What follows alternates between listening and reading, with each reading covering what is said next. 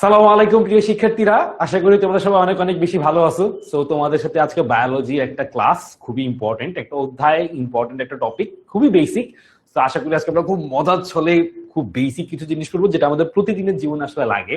তো এমনই একটা মজার ইন্টারেস্টিং প্রতিদিন জীবনে তোমার লাগবে, জানা প্রয়োজন, এরকম একটা টপিক নিয়ে আমরা পড়াশোনা করবো। আশা করি জিনিসটা তুমি তোমার নিজের লাইফের সাথে রিলেট করতে পারবা। আর আজকের টপিকটা বেসিক্যালি হচ্ছে তোমাদের অধ্যায় 5-এর যেই পার্টটুকু আমরা পড়বো, খাদ্য পুষ্টি আর পরিপাকের। তো মূলত চ্যাপ্টারটা 3টা অংশের মধ্যে খাদ্য হচ্ছে প্রথম পার্ট, মানে হচ্ছে যেখানে খাবারের কি কি তোমার উপাদান আছে সেগুলো নিয়ে আলোচনা হয়, তারপর সেগুলো কিভাবে ভাঙে, কিভাবে আমাদের দেহে পরিপাক হয় সেগুলো নিয়ে আলোচনা হবে। তো আজকে বেসিক্যালি আমরা এই খাদ্য পার্টটা নিয়ে, হ্যাঁ, আমরা কি কি খাবার গ্রহণ করি, কোনটা কি কাজ, কোনটা কি গঠন, সেগুলো নিয়ে মূলত আলোচনা করব। সেই ক্লাসে সবাইকে স্বাগতম জানাচ্ছি। অলরেডি অনেক স্টুডেন্টকে দেখতে পাচ্ছি, সামিয়াকে দেখতে পাচ্ছি, নুসরাত, সামিরা, ইশতিয়াক, সবাইকে যারা সালাম জানাচ্ছ সবাইকে ওয়ালাইকুম আসসালাম। তোমরা সবকিছু ঠিকভাবে দেখতে এবং শুনতে পারতেছো কিনা এটা একটু আমাকে কমেন্টে লিখে দিবা, বলবো ভাইয়া ইয়েস সবকিছু ক্লিয়ার, এটা একটু লিখে দিলে বুঝবো যে তোমরা সবকিছু দেখতে এবং শুনতে পারতেছো। সো হ্যাঁ, তো স্যার জীববিজ্ঞানের পঞ্চম অধ্যায় পড়ানো, রাইট ইশতিয়াক? আমরা এখন পঞ্চম অধ্যায়ের মূলত খাদ্য যে পার্টটা, যে আমাদের প্রতিদিনকার খাবারে কি কি উপাদান আমরা খাই, সেই খাবারের উৎসগুলা কি, উপাদানগুলা কি কি, এবং আমাদের দেহে কোনটার কাজ কি, গঠন কি, এগুলো নিয়ে আমরা মূলত আজকে পড়বো। ইস্তাত, ওয়ালাইকুম আসসালাম। তারপরে আমি দেখতে পারতেছি এখন থেকে ওকে, ইশতিয়াক, বিপ্লব, ওকে। হ্যাঁ, এই ক্লাসটা রেকর্ড থাকবে বলতে তোমরা যদি 10 মিনিট স্কুলের সঙ্গে কানেক্টেড হয়ে যাও তাহলে সবগুলো ক্লাসই রেকর্ডেড পেয়ে যাবা। আয়াত, ভেরি গুড, যেহেতু সবকিছু দেখতে এবং শুনতে পারতেছি, অল গুড। ওকে, দেখতে পারতেছি, সিমি বলছে, নুসরাত, ইসফাত জাহান, সুমাইয়া, সাকিন, ওকে, ভেরি গুড, সবকিছু দেখতে শুনতে পারতেছি আমরা, অল গুড, অল গুড। ওকে, বিপ্লব, সাকিন, ফাহিম, ওকে। তো সবাই যেহেতু আমরা সবকিছু দেখতে এবং শুনতে পারতেছি, আমরা একটু আস্তে আস্তে সামনে আগাই। পূজা, আমি কি ক্লাসে অ্যাটেন্ড করতে পারি? তুমি তো ক্লাসে জয়েনই করে ফেলছো, অ্যাটেন্ড করতে কি সমস্যা? তুমি কি আমাদের ক্লাস 10-এর স্টুডেন্ট না? তুমি কোন ক্লাসের স্টুডেন্ট পূজা? ওকে, ক্লাস 8, ভেরি গুড, তুমি তো আগায় যাচ্ছ জীবনে অনেক। লাভি, ওয়ালাইকুম আসসালাম। হ্যাঁ, তুমি ক্লাস দেখতে পারো, কোনো সমস্যা নাই, তুমি দেখে রাখলে তোমার 10-এর পড়াটা আগায় থাকবে। বাট এই ক্লাসটা ক্লাস 10-এর অ্যাকচুয়ালি, তো তুমি যদি থাকতে চাও থাকতে পারো, কোনো সমস্যা নাই। বাট ক্লাসটা অ্যাকচুয়ালি আমরা মূলত এসএসসি যারা এই পরবর্তীতে 2027 ব্যাচ তাদের জন্য কিন্তু। হ্যাঁ, স্বর্ণা, তোমাদের কমেন্টটাও দেখতে পারতেছি। তারপরে হচ্ছে মিটু, ওয়ালাইকুম আসসালাম। তারপরে হচ্ছে ইশতিয়াক, স্যার ক্লাস রেকর্ডেড পাই না কেন? তুমি যদি টেনিমেস এর সাথে জয়েন হয়ে যাও তাহলে সবগুলো ক্লাসই রেকর্ডেড পাবা। ফাহিম বলতেছে ওবি এর, ভেরি গুড, তুমি তো ওবিতে ক্লাস করতেছোই তাইলে। আচ্ছা, সিমি, ওকে, ভেরি গুড, তাহলে আমরা আস্তে আস্তে শুরু করে দিতে পারি, কি বলো? ওকে, থ্যাংকস, কোনো সমস্যা নেই, তুমি ক্লাস করো, ক্লাস করে আমরা তো খাবার দাবার নিয়েই পড়বো, খাবার দাবার এমনিতে সবার জানা পরিচিত, আশা করি কোনো সমস্যা হবে না।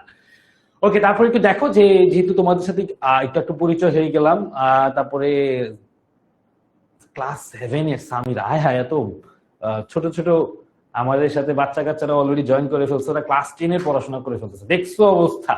মানে ক্লাস 7-এ থাকতে 10-এর পড়া পড়ে ফেলছে, মানে কথাই তো নাই একদম, মানে বলার আগেই তো ওরা সব পাইরা যাবে না, মানে ক্লাস এসএসসি পরীক্ষাটা পারলে এখনই দিয়ে দেওয়া যাবে, একদম সেরকম অবস্থা।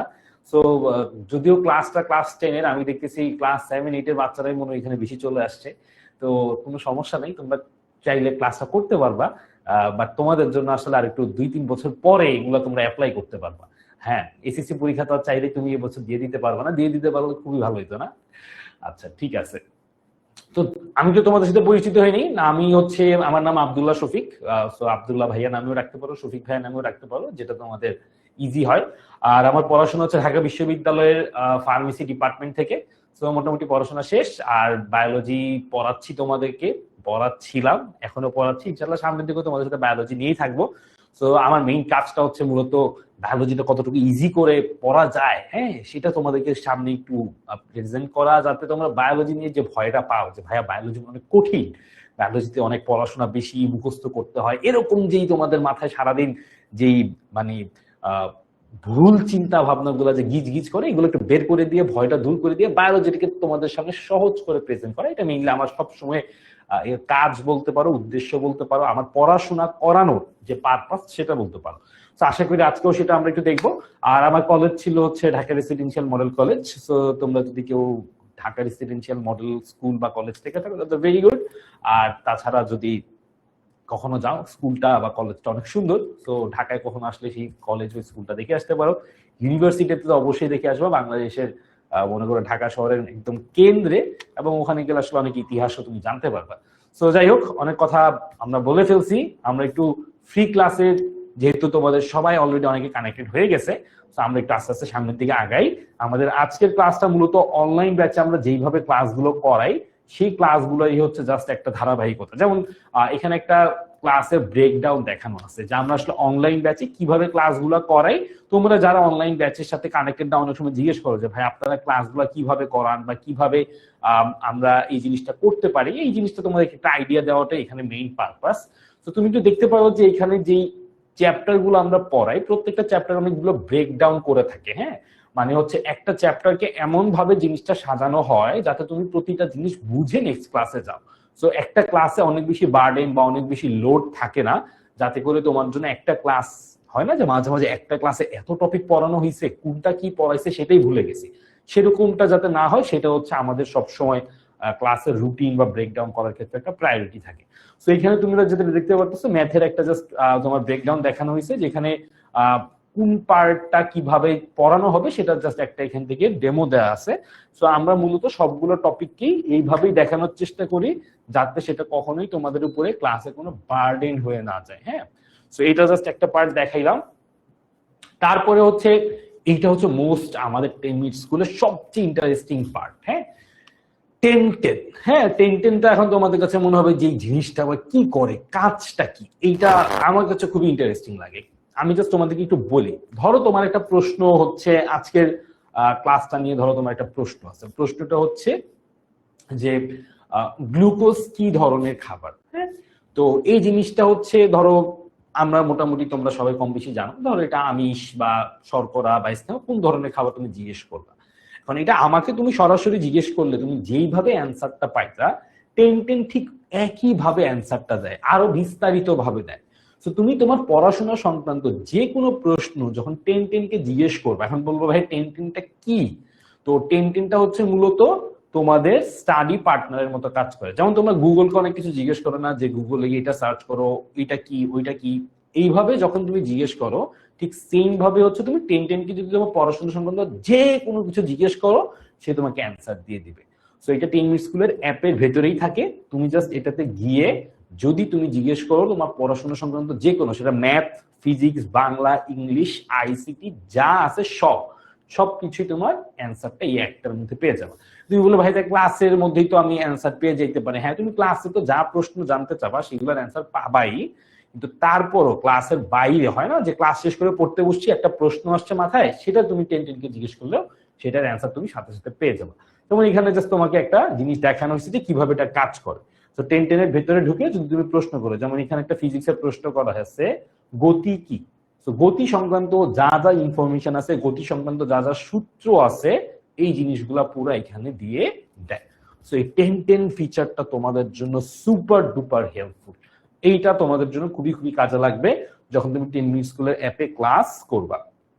আর তার পাশাপাশি তোমাদের সাথে অনেকেরই হয়তো বা কৃতি শিক্ষার্থী সংবর্ধনাতে দেখা হয়েছে, না হলে ইনশাল্লাহ সামনে হবে।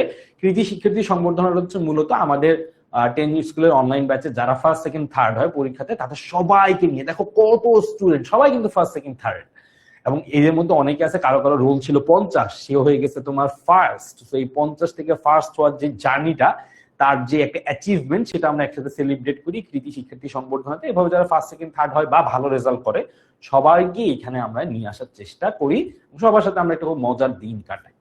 তো এখন তুমি যদি কৃতি শিক্ষার্থী সংবর্ধনাতে যাইতে চাও তাহলে অবশ্যই তুমি আমাদের এই ফেসবুকের যে গ্রুপগুলো আছে সেখানে জয়েন হয়ে যাবে, কারণ এখানে আমাদের সকল পড়াশোনা সংক্রান্ত আপডেট, তো সামনে তোমার এসএসসি পরীক্ষার রুটিন দিছে সেটার আপডেট, সেটা পিছাচ্ছে না কি হচ্ছে সেটার আপডেট, সকল কিছুর আপডেট আমাদের 10 মিনিট স্কুলের সংক্রান্ত এবং তার বাইরে পড়াশোনা সংক্রান্ত সবকিছু তোমাদের এখান থেকে একসাথে পেয়ে যাবা। আর তোমাদের জন্য তো মাস্টার বুক থাকতেছেই। সো অনলাইন ব্যাচে সবার জন্য তো মাস্টার বুক, সেটা তুমি ফিজিক্স, কেমিস্ট্রি, ম্যাথ। মাস্টার বুক জিনিসটা আসলে কি? মাস্টার বুকটা হচ্ছে এই যে তোমাদেরকে আমরা ক্লাসে এত সুন্দর করে নোট করে পড়াই, এই নোট করা সবকিছুই তুমি এই মাস্টার বুকে সুন্দর করে সাজানো গোছানো পেয়ে যাবা। তো মাস্টার বুকটা হচ্ছে তোমার পড়াশোনাটা সুন্দর করে সাজায় ইজি করে দেওয়ার জন্য মূলত এই মাস্টার বুকটা আমাদের তৈরি করা।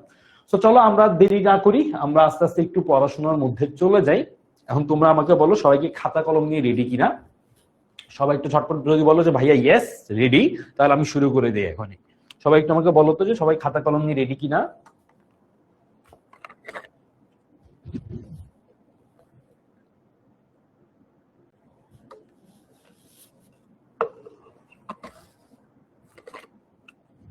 ওকে, মুস্তাফ বলতেছে ভাই 10 মিনিট স্কুলের অ্যাপে অ্যাড হবো কিভাবে? তোমার 10 মিনিট স্কুল সংক্রান্ত যে কোনো প্রবলেম হইলে তুমি 16910 এই নাম্বারটাতে ফোন করবা। ঠিক আছে মুস্তাহাব, তোমার 10 মিনিট স্কুল সংক্রান্ত যে কোনো প্রয়োজন বা যে কোনো দরকার হইলে তুমি 16910 এই নাম্বারটাতে ফোন করবা। হ্যাঁ, ওকে। তো সবাই একটু খাতা কলম নিয়ে রেডি হবা, কারণ আমরা কিছু ইম্পর্টেন্ট জিনিস বলবো এবং দেখাবো। সব লিখতে হবে না, হ্যাঁ, সব লিখার কোনো প্রয়োজন নাই। যা যা বলবো তা তা লিখলেই হয়ে যাবে। আর মোটামুটি খুব বেশি কিছু লিখা লাগবে না আশা করি। কিছু বেসিক জিনিস পড়াবো, সেগুলো লিখতে হবে। তো তুমি খাতা কলম পাশে রাখবা, যাতে অন্তত বেসিক জিনিসগুলো তুমি একটু সুন্দর করে নোট করে নিতে পারো। তাছাড়া সবকিছু লিখার কোনো প্রয়োজন নাই। আমাদের সব সময় খেয়াল রাখবা, বায়োলজিতে আমরা সবকিছু একসাথে এক জায়গায় গাদাগাদি করে পড়া বা লিখার কোনো প্রয়োজন লাগবে না বা কোনো প্রয়োজন নাই।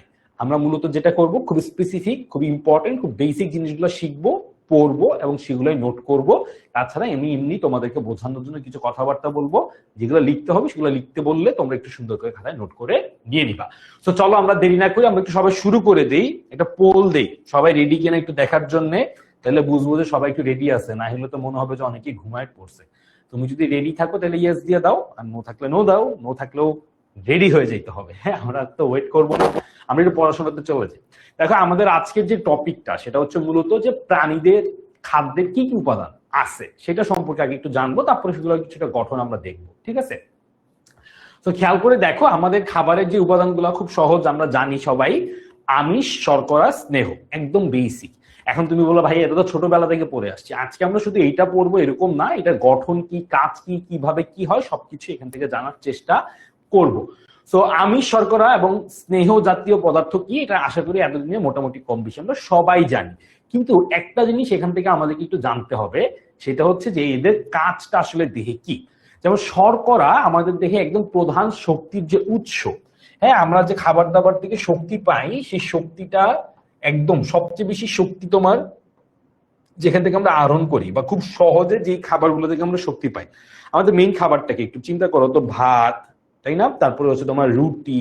তো আমি তোমাকে একটা জাস্ট উদাহরণ দেই, সেখান থেকে তুমি আসলে পুরা দিনের খাবারের লিস্টটা পেয়ে যাবে।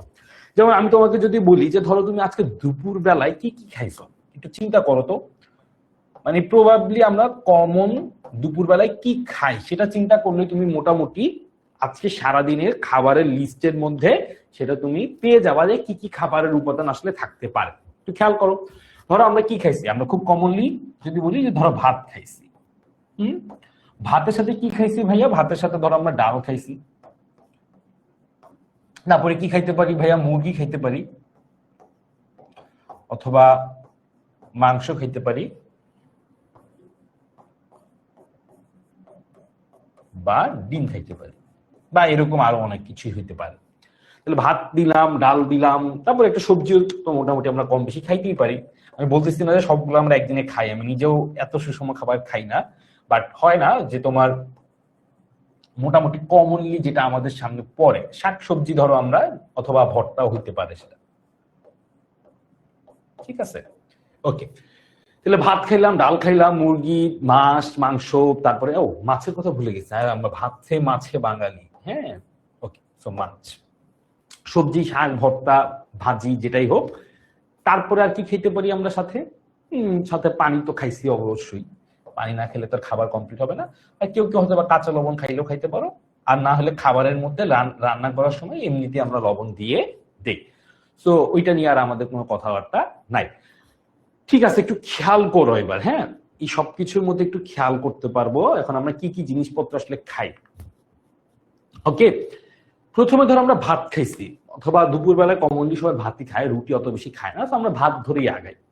ভাতটা কি সবাই আমাকে একটু বলো তো, এটা কি শর্করা, এটা কি আমিষ, এটা স্নেহ, কি একটু বলো তো সবাই।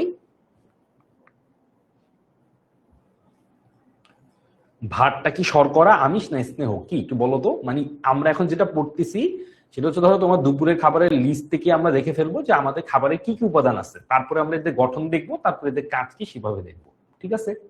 আচ্ছা, স্বাধীন সালাদ খেয়েছে, কোনো সমস্যা নাই, ওটাকে আমি সবজির মধ্যে ধরে নিলাম। সবাই বলো তো, আমরা ভাতটা যে খাইলাম এই ভাতটা শর্করা, আমিষ, নাকি স্নেহ, নাকি ভিটামিন, নাকি একটু বলো তো সবাই। ভেরি গুড, খালেক বলে দিছে শর্করা, ভেরি গুড। তাহলে এটা হচ্ছে শর্করা, আমাদের খাবারের একটা মূল উপাদান যেটা, সেটা হচ্ছে কিন্তু এই শর্করা জাতীয় খাবার। তো বিশেষ করে আমাদের বাঙালিদের যে খাবারের মেনু সেটাতে শর্করা জাতীয়, এমনিতেও তোমার খাবারের মেনুতে শর্করা জাতীয় খাবারের পোর্শনটা সবচেয়ে বেশি থাকে। তুমি সবসময় এক প্লেট ভাতের কথা বলো, মানে ভাতের পরিমাণটা সবচেয়ে বেশি, কখন এটা বলো না যে এক প্লেট মুরগি দিয়ে একটুখানি ভাত খেয়েছি, তাই না। তার মানে সবচেয়ে বেশি পরিমাণ যেটা থাকে সেটা হচ্ছে ভাত, মানে এক প্লেট ভাত সেটা হচ্ছে মেইন, তার সাথে হচ্ছে মুরগি, ডাল, এই সব কিছু। তো কখনো কিন্তু এমন হয় না যে আমরা বলি এক প্লেট মুরগি নিছি তার মধ্যে এক লোকমা ভাত খাইছি, তাই না। মানে আমাদের মূল খাবারের সবচেয়ে বেশি পোর্শন যেটা থাকে সেটা হচ্ছে শর্করা জাতীয় খাবার, এটাও কিন্তু একটু আমাদের মাথায় রাখতে হবে। তারপরে ধরো ডাল খাইলাম, হ্যাঁ, বা মুরগি, মাংস, ডিম। ডাল আসলে কি, ডালটা হচ্ছে একটা উদ্ভিজ আমিষ, তো এটা কিন্তু একটা আমিষ। ওকে, এটা একটা আমিষ যেটা উদ্ভিদ থেকে পাওয়া যায়। তুমি বললো ভাই মুরগি, মাংস, ডিম, মাছ এগুলো কি, এইগুলাও আমিষ, কিন্তু এগুলো প্রাণী থেকে পাওয়া যায়। এইগুলাও আমিষ, কিন্তু এই আমিষগুলো কোথা থেকে পাওয়া যায়, প্রাণী থেকে। আর এই আমিষটা কোত্থেকে পাইছি আমরা, উদ্ভিদ থেকে। ওকে ফাইন, সো বুঝলাম আমরা এতক্ষণে শর্করা নিয়ে কথা বলছি, আমিষ নিয়ে কথা বলছি। এখন তুমি বলবা যে ভাইয়া তাইলে এর মধ্যে স্নেহ পদার্থটা কোথায়। অ্যাকচুয়ালি মাংস বা ডিম এগুলোর মধ্যে আমিষ যেমন থাকে, এর মধ্যে কিন্তু আবার স্নেহ পদার্থও থাকে। আমি ধরে নিলাম যে এদের মধ্যে স্নেহ জাতীয় পদার্থ আছে, মানে চর্বি, স্নেহ বা চর্বি, এটাও এদের মধ্যে পাওয়া যাচ্ছে। তার মানে দেখো আমাদের সারাদিনের খাবারে কিন্তু শর্করা পাইলাম, আমিষ পাইলাম, স্নেহ বা চর্বি জাতীয় খাবারও পেয়ে গেলাম। এবার এখান থেকে দেখো আর কি কি পাইলাম, সবজি, শাক, ভর্তা। ভেরি ইম্পর্টেন্টলি খেয়াল করবা, এই সবজি শাকের কথা যে আমরা বলতেছি এগুলাতে মূলত কি হয়, শাকসবজি তো উদ্ভিদ থেকে পাই, তাই না। এগুলো মূলত আঁশ জাতীয় খাবার। কি খাবার, আঁশ জাতীয় খাবার। এই আঁশ জাতীয় খাবারের একটা খুব ভালো কার্যকারিতা আছে, সেটা আমরা একটু দেখব। আঁশ জাতীয় খাবার, বা ইংলিশে এটাকে আমরা বলতে হইলে এটাকে বলতে পারি রাফেজ।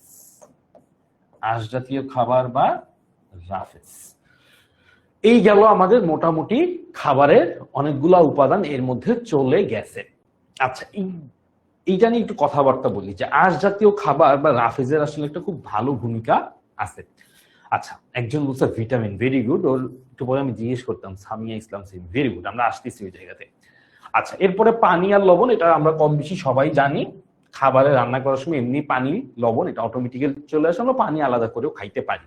এখানে দেখো আমাদের তাইলে কয়টা উপাদান চলে গেছে, আমরা যদি এখান থেকে বলি এই 1 2 3 4 5 6, বলতো আর কোন উপাদান কি বাকি আছে এখানে, আমাকে একটু বলো তো সবাই, এখানে কি আর কোনো খাবারের উপাদান বাকি আছে যেটা নিয়ে একটু কথা বলা উচিত। একটু চিন্তা করে দেখো তো, আমাদের খাবারে খুব কমনলি একটা জিনিস আমরা মেনশন করি, সেটা একটু আগেই সামিরা বলে দিছে, সেটা কি, সেটা হচ্ছে ভিটামিন। এই খাবারগুলোর মধ্যে ভিটামিনটার আলাদা করে হয়তো আমরা বলি নাই, কিন্তু খাবারের মধ্যে ভিটামিনটা থাকাটা ভেরি মাচ ইম্পর্টেন্ট। হ্যাঁ, ভিটামিনটা নিয়ে আমাদেরকে খুব ভালোভাবে কনসার্ন থাকতে হবে। খাবারে যদি ভিটামিনের কোনো কারণে অভাব হয়, তাহলে যে সমস্যাটা হয় যে আমাদের দেহে বিভিন্ন রকমের ভিটামিনের অভাবজনিত রোগ দেখা দেয়, সেটাও আমরা আজকে দেখবো যে ভিটামিনের অভাব হইলে কি কি রোগ হইতে পারে। সো ভেরি ইম্পর্টেন্টলি এটার কথা যেহেতু সবার শেষে বলছি, মোস্ট ইম্পর্টেন্টলি এটাকে আমরা ফোকাস করলাম, কারণটা হচ্ছে ভিটামিনের অভাব হইলে দেহে বিভিন্ন রকমের রোগ দেখা দিবে। এই ভিটামিনটা আমরা শাকসবজি থেকে পাইতে পারি, ছোট মাছ থেকে পাইতে পারি, ডিম থেকে পাইতে পারি, মাছ মাংস থেকেও পাইতে পারি। হ্যাঁ, সো ভিটামিনটা বিভিন্ন সোর্স থেকে পাওয়া যায়, বাট ভিটামিনটা থাকাটা ইজ ভেরি মাচ ইম্পর্টেন্ট। এই হচ্ছে মোটামুটি আমাদের অনেকগুলো কথাবার্তা আমরা বললাম। এটা হচ্ছে খাবারের জাস্ট কি কি উপাদান হইতে পারে সেটা নিয়ে একটা লিস্ট বা আইডিয়া আমরা এখান থেকে জেনারেট করলাম। এইবার আমরা একটু ঝটপট আমরা যে খাবারগুলা খাই সবচেয়ে বেশি, মানে শর্করা জাতীয় খাবার, সেইটাতে একটু চলে যাব, এর গঠনটা সম্পর্কে একটু জানার চেষ্টা করব। ওকে, সো শর্করা জাতীয় খাবার দেখো, এখান থেকে আমরা দেখতেছি আটা, তারপর প্লেটের মধ্যে চাল বা ভাত আছে, এখানে গম, আলু। আমরা প্রতিদিন যে রুটি ভাত বা হচ্ছে তোমার মেইন যে ফুডটা আমাদের, হ্যাঁ, সেটা কিন্তু এই শর্করা। তো শর্করা জাতীয় খাবারটাই আমরা দিনে সবচেয়ে বেশি পরিমাণে গ্রহণ করি, কারণ আমাদের দেহে শর্করার প্রয়োজনটাও অনেক বেশি। এখন প্রশ্নটা হচ্ছে, ভাইয়া এই যে শর্করা জাতীয় খাবার আমি খাচ্ছি, এটার গঠনটা কি বা এটা দেহে আমার কি কাজ করতেছে, সেটা আগে আমার জানাটা ভেরি মাচ ইম্পর্টেন্ট। তোমরা একটু আমাকে বলো তো, আমাদের দেহে শ্বসন প্রক্রিয়ায় কিসের প্রয়োজন হয়? মানে আমরা যে শ্বসনের মাধ্যমে শক্তি পাই, রাইট? আমরা শ্বসন প্রক্রিয়ার মাধ্যমে কি পাই? শক্তি পাই, যে শক্তি ব্যবহার করে আমরা আমাদের দৈনন্দিন সকল কাজকর্ম সমাধান করি। এখন এই যে শক্তিটা আমরা পাই, সেটা কিসের থেকে পাই? অবশ্যই খাবার থেকে পাই। এখন সেই খাবারের কোন পার্টটা শ্বসন প্রক্রিয়ায় মূলত ভূমিকা রাখে, সেটা কি আমাকে একটু বলতে পারবা? সেটার নামটা আমাকে একটু বলে ফেলো তো ঝটপট। আমরা বলি হচ্ছে সবচেয়ে সরল শর্করা। এই সবচেয়ে সহজ সরল শর্করাটার নামটা একটু আমি তোমাদের কাছ থেকে শুনতে চাই, যেটা শ্বসন প্রক্রিয়ায় কাজে লাগে। আচ্ছা, একজন বলছে ভাই সয়া কি রকমের খাবার? সয়া তো আমরা আসলে সরাসরি কম খাই, বাট সয়া থেকে তো তেল পাই মূলত। হ্যাঁ, স্নেহ জাতীয় পদার্থটা মূলত আহরণ করে, আর কিছু ভিটামিন ই পাওয়া যায়। অক্সিজেন, ইশতিয়াক বলছে ভেরি গুড। গ্লুকোজ, সাদিয়া বলতেছে অক্সিজেন। হ্যাঁ, শ্বসন প্রক্রিয়া অক্সিজেন লাগে, বাট সেই অক্সিজেন তো আমরা খাবার থেকে পাই না। Very good. সামিয়া ইসলাম বলছে গ্লুকোজ, শর্করা। Very good. সাইমা বলছে, ওয়াফি বলছে গ্লুকোজ। Very good. তার মানে শ্বসন প্রক্রিয়ায় যে শক্তিটা আসে, সেটার একটা মূল ঘটনাটায় মূল একটা ভূমিকা হচ্ছে কার? গ্লুকোজের। ঠিক আছে, গ্লুকোজ, বা বাংলায় যদি লিখি আমরা গ্লুকোজ। তোমরা টিভিতে সবসময় অ্যাড দেখো না, যে একদম খেলতে খেলতে হাঁপায় গেছে, তারপরে একটা ওই যে কি গ্ল্যাক্সোস জিটি না কি কি খাইলো, সাথে সাথে তরতাজা হয়ে আবার দৌড়ানো শুরু করলো। এই যে খায়, এই তোমার খেলার সময় যেই তোমার এই যে খাইলো, সেটা গ্লুকোজ বলি আমরা মূলত। গ্ল্যাক্সোস জি নামে অনেকেও চিনো, বাট সেটা মূলত কিন্তু গ্লুকোজ। সেই গ্লুকোজটা খাওয়ার সাথে সাথে বডি এনার্জি পায়। তার মানে আমাদের দেহে শ্বসন প্রক্রিয়া যে শক্তিটা আমরা পাই, সেটা কিন্তু মূলত পাই কোত্থেকে? সেটা মূলত পাই গ্লুকোজ থেকে। আচ্ছা, এবার একটু আমরা আরেকটা জায়গায় ফোকাস করি। এই গ্লুকোজটাকে আমরা বলি শর্করা, অথবা ইংলিশে আমরা এটাকে বলি কার্বোহাইড্রেট। কি বলি খেয়াল করবা সবাই? হ্যাঁ, কার্বোহাইড্রেট। আচ্ছা, এই কার্বোহাইড্রেট কথাটা একটু আমরা বোঝার চেষ্টা করি। সবাই একটু ভালো করে খেয়াল করবা। কার্বো কথাটার মানে হচ্ছে এটা কার্বন থেকে আসছে। ঠিক আছে, কি থেকে আসবে? কার্বন থেকে। আচ্ছা, হাইড্রেট কথাটার মানে হচ্ছে এইটার সাথে হাইড্রোজেন থাকবে এবং অক্সিজেন থাকবে। একটু খেয়াল করো তাহলে, কার্বো মানে এখানে কার্বন থাকবে, আর হাইড্রেট মানে হাইড্রোজেন এবং অক্সিজেন থাকবে। আমরা এবার যদি একটু খেয়াল করি যে গ্লুকোজের সংকেতটা কি হয়। গ্লুকোজের সংকেতটা হয়, সবাই একটু এটা নোট করবা, এটা লাগবে, C6H12O6। সবাই এটা একটু লিখে রাখো, গ্লুকোজের সংকেতটা হচ্ছে C6H12O6। আচ্ছা, একটু খেয়াল করো তো নামের সাথে কি আদৌ এটার মিল হয়েছে কিনা। শর্করা বা কার্বোহাইড্রেটে মূলত কার্বন থাকবে, হাইড্রোজেন থাকবে এবং অক্সিজেন থাকবে। দেখো, কার্বন আছে 6টা, হাইড্রোজেন আছে 12টা, অক্সিজেন আছে 6টা। তো এই যে আমরা গ্লুকোজের সংকেত লিখলাম, এটা হচ্ছে শর্করা বা কার্বোহাইড্রেট। এবং ধরো তুমি একটা শর্করা সবচেয়ে ছোট, সবচেয়ে সিম্পল যে ভার্সনটা পাবা সবচেয়ে ছোট সবচেয়ে সিম্পল যে ভার্সনটা পাবা সেটা হচ্ছে এই গ্লুকোজটা। তার মানে এটা হচ্ছে সবচেয়ে ক্ষুদ্র একক, শর্করার সবচেয়ে ক্ষুদ্র একক হচ্ছে তোমার এটা, সবচেয়ে ক্ষুদ্র একক। একদম সিম্পল, একদম ছোট, একদম ক্ষুদ্র যে এককটা আমরা পাইতে পারি শর্করা থেকে সেটা হচ্ছে গ্লুকোজ, হচ্ছে তার একটা রিপ্রেজেন্টেশন। এখন এই গ্লুকোজটাকে আমরা যেটা বলি সেটা হচ্ছে এক শর্করা, মানে সবচেয়ে ক্ষুদ্র একটা ইউনিট। একটু বুঝার চেষ্টা করো, একটু বুঝার চেষ্টা করো বিষয়টা। হ্যাঁ, এবার একটু দেখো, আমরা এবার একটা, যেহেতু বেসিক জিনিসটা বুঝে ফেলছি, এবার সহজেই জিনিসটা বুঝে ফেলবো। C6H12O6 এইটা হচ্ছে ধরো একটা গ্লুকোজ।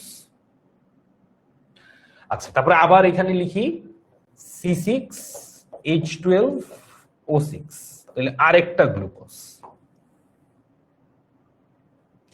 তারপরে আবার লিখি C6H12O6, এবার ধরো হইল আরেকটা গ্লুকোজ। ওকে, তো একটু খেয়াল করো, প্রথমে আমরা একটু এইটার দিকে তাকাই। এই দুইটাকে একটু ভুলে যাই, আপাতত এই দুইটা ধরো নাই, এই দুইটা ধরো আপাতত নাই, এই দুইটা বাদ, এই দুইটা বাদ। একটু খেয়াল করো, শুধু আমার কাছে একটা আছে। যখন শুধু আমার কাছে একটা থাকবে তখন আমি বলবো এটাকে কি, এক শর্করা। খেয়াল করো, আমার কাছে এখন শুধু এই একটাই আছে, শুধু একটা নিয়ে যখন আমি কথা বলতেছি তখন আমরা সেটাকে বলবো এক শর্করা। আচ্ছা, আমি একটু মুছেই দিই এই জিনিসটা, তাইলে আমাদের বুঝতে সুবিধা হবে, নাইলে একটু কনফিউজ হয়ে যাবে।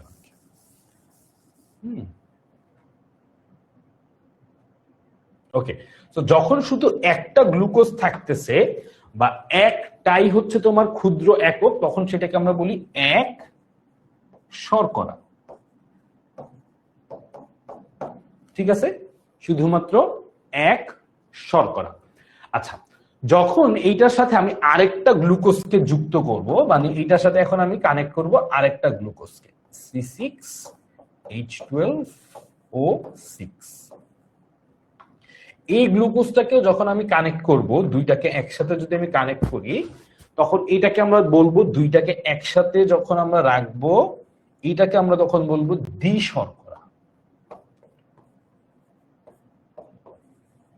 বা দুইটা শর্করা বলে আমরা এটাকে বলতেছি দ্বি শর্করা। তাহলে একটা হইলে এক শর্করা, দুইটা হইলে দ্বি শর্করা। এরকম যদি আরেকটা গ্লুকোজ আমরা এপাশ দিয়ে লিখি বা আরো যদি লিখতে থাকি, তখন এটাকে আমরা বলবো বহু শর্করা। তখন আমরা এটাকে কি বলবো, তখন এই সবগুলাকে একসাথে বলবো বহু শর্করা। তার মানে অনেকগুলা শর্করা এখানে একসাথে হয়েছে বলে এটাকে আমরা বলতেছি বহু শর্করা। তাহলে দেখো, একটা গ্লুকোজ হইলে এক শর্করা, দুইটা হইলে দ্বি শর্করা, আরো হইলে বহু শর্করা, চারটা, পাঁচটা, ছয়টা, সাতটা, আটটা, নয়টা, দশটা যা হচ্ছে সবগুলাই হচ্ছে বহু শর্করা। তার মানে আমরা যখন একটা কার্বোহাইড্রেট নিয়ে কথা বলি তখন কার্বোহাইড্রেটের যে ক্লাসিফিকেশনটা আমাদেরকে জানতে হবে, সেই ক্লাসিফিকেশনটা হচ্ছে অ্যাকচুয়ালি এতক্ষণ ধরে আমরা দেখে ফেলছি। এই হচ্ছে আমাদের সেই ক্লাসিফিকেশন। তো এই ক্লাসিফিকেশনটা জানাটা ভেরি মাচ ইম্পর্টেন্ট। এটাই হচ্ছে আমাদের শর্করার মূল পড়াশোনা। সো খেয়াল করো, মনোস্যাকারাইড, এক শর্করাটাকে বলে মনোস্যাকারাইড, যেটা হচ্ছে মূলত গ্লুকোজ। এটা কোথায় কোথায় পাওয়া যায় এই জিনিসটা একটু খেয়াল করবা। এই পার্টটা হচ্ছে খুব বেশি এমসিকিউতে অনেক কমনলি আসে। দেখো, বায়োলজিতে যে জিনিসটাকে তোমরা সবচেয়ে বেশি নেগলেক্ট করো সেই জিনিসটা হচ্ছে এমসিকিউ। তোমরা মনে হয় যে ভাই এমসিকিউ এমনি পারবো, এই চারটা অপশনের মধ্যে একটা দাগায় দিলে ঠিক হয়ে যাবে। বাবারা, চারটা অপশনের মধ্যে যদি তুমি একটা দাগায় দাও, রাইট অপশনটাও হইতে পারে, রং অপশনটাও দাগায় দিয়ে আসতে পারো। আন্দাজে দাগাইলে যেটা হয়, তোমার কাছে মনে হয় এটা তো ঠিকই আছে, কিন্তু ঘটনাটা যেটা হয় যে বায়োলজি এমসিকিউ গুলার যে তোমার অপশন গুলো অনেক সময় ক্লোজ থাকে, সেই অপশনটা যখন ক্লোজ হয়ে যায় তখন গিয়ে তোমরা ধরাটা খাও। তো এমসিকিউতে তোমার যেই জায়গা থেকে প্রশ্ন আসে এগুলো খুব কমন, মানে এই চ্যাপ্টারে ধরো এই 5-7টা টপিক আছে, এগুলো থেকে খুব কমনলি প্রশ্ন আসে, কমন। তো সেই পার্ট গুলো যদি তুমি মিস করে চলে যাও, তোমার কিন্তু রিস্কি জোনে চলে যাওয়ার যে প্রবণতা সেটা অনেক বেশি। সো মাঝে মাঝে যখন পড়ার সময় আমি বলবো যে এই পার্টগুলো থেকে এমসিকিউ আসে, সেটাকে একটু গুরুত্ব দেওয়ার চেষ্টা করবো। যেমন তোমার উৎসগুলা, এক শর্করা বা মনোস্যাকারাইডের উৎস কি, দ্বি শর্করা বা তোমার বহু শর্করার উৎস কি বা উদাহরণ কি, এগুলো থেকে প্রচুর পরিমাণে এমসিকিউ কিন্তু পরীক্ষাতে আসে।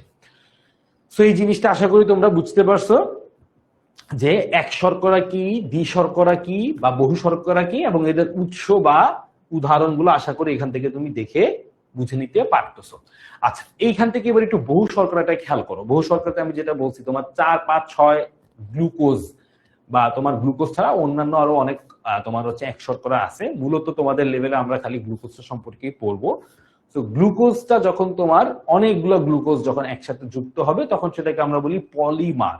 পলি মানে কি অনেকগুলো, যখন একসাথে যুক্ত হয় তখন সেটাকে বহু শর্করা বা পলিস্যাকারাইড। সবসময় মনে রাখবা পলি কথাটার মানেই হচ্ছে বহু।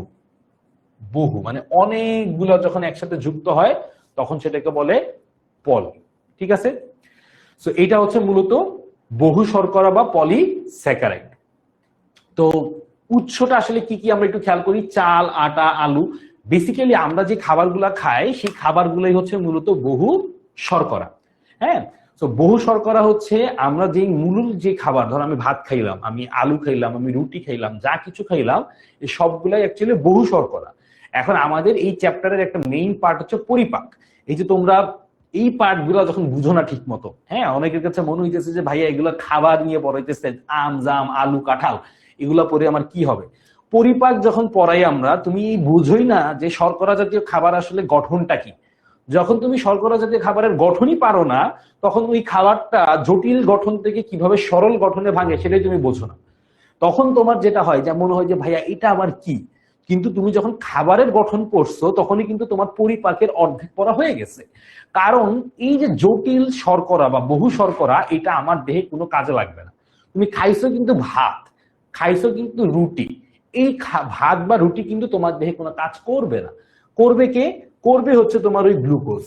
তার মানে খাবারটা ভেঙে কোথায় যেতে হবে, আগে সহজ শর্করা বা এক শর্করায় ভাঙবে, তারপরে তোমার দেহ এটাকে কাজে লাগাইতে পারবে। তুমি যদি খাবারের গঠনটাই ঠিক মতো না বুঝো, তাহলে কিন্তু তুমি পরিপাক এমনিতেই বুঝবা না। তাহলে পরিপাক বোঝার আগের স্টেপটা হচ্ছে যে খাবারটা তুমি খাচ্ছ সেটা গঠনটা তোমাকে জানতে হবে। যদি খাবারের গঠনই না বুঝো তাহলে তো তুমি খাবারের পরিপাক এমনিতেই বুঝবা না। আমরা না বেসিকটা যখন মিস করে চলে যাই তখন ওই খালি পরিপাক পড়তে হবে, পরিপাক থেকে প্রশ্ন আসবে, বাবা তুমি তো খাবারের গঠনই ঠিক মতো বুঝো নাই। পরিপাক যখন পড়াবে তখন তুমি এর আগা মাথা কিছুই বুঝবা না, জোর করে খালি সব মুখস্থ করবা, তখন তোমার আর মাথায় আশেপাশে কিছুই ঢুকবে না। তো এই জন্য বেসিকটা থেকে যখন তুমি পড়া শুরু করবা, একদম খাবারের গঠনটা যখন তুমি জানবা, পরিপাক অর্ধেক পড়া তোমার হয়ে গেছে। কারণ তুমি এখন অলরেডি জানো যে একটা খাবারের গঠনে এক শর্করা থাকে, বহু শর্করা থাকে, দ্বি শর্করা থাকে। বহু শর্করাটা তোমার দেহে কাজে লাগবে না, সেটা ভেঙে কিসে পরিণত হইতে হবে, সরল শর্করা। অলরেডি কিন্তু তুমি জানো, তুমি যখন ভাত খাবা, তুমি যখন রুটি খাবা বা শর্করা জাতীয় খাবার খাবা, সেটা সবার আগে ভেঙে গ্লুকোজে পরিণত হইতে হবে। এই জন্য প্রত্যেকটা খাবারের গঠন যদি তুমি ভালো করে বুঝো, তোমার জন্য পরবর্তীতে পরিপাক প্রক্রিয়াটা এমনিতে অনেক ইজি হয়ে যাবে। তো আমরা এতক্ষণ ধরে কি বুঝলাম? বুঝলাম যে শর্করা শ্রেণী বিভাগে 3টা পার্ট। একটা শর্করার এক শর্করা বা শুধুমাত্র সবচেয়ে সহজ সরল শর্করা যেটা, সেটা। তারপর হচ্ছে দ্বি শর্করা বা ডাইস্যাকারাইড। ডাই কথাটার মানে সবসময় কিন্তু দুই। দ্বি শর্করা এবং তারপরে হচ্ছে বহু শর্করা। তুমি দ্বি শর্করা গ্রহণ করো কিংবা বহু শর্করা গ্রহণ করো, সেটা তোমার দেহে কোনো কাজে লাগবে না। তো এই জিনিসটা একটু নোট করে নিবা যে বহু শর্করা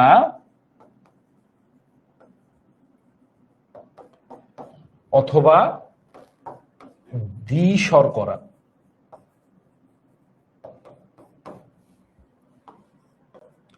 মানব দেহে সরাসরি কোনো কাজে লাগে না। মানব দেহে সরাসরি কোনো কাজে লাগে না। তাহলে এখন কথাটা হচ্ছে, যদি এই দ্বি শর্করা বা বহু শর্করা মানব দেহে সরাসরি কোনো কাজে না লাগে, তাহলে কি হইতে হবে? এই বহু শর্করা বা দ্বি শর্করাকে কিসে পরিণত হয়? সরল শর্করা। মূলত যেটা হচ্ছে গ্লুকোজ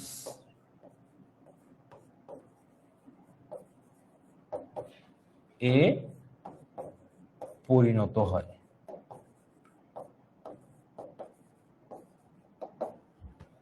পরিপাকের মাধ্যমে। তার মানে খাবার পরিপাকের একটা মূল উদ্দেশ্য হচ্ছে খাবারের জটিল গঠনটাকে সরল গঠনে পরিণত করা। এই পরিপাকের মাধ্যমেই জটিল শর্করাগুলো সব সরল শর্করা বা গ্লুকোজে রূপান্তরিত হয়।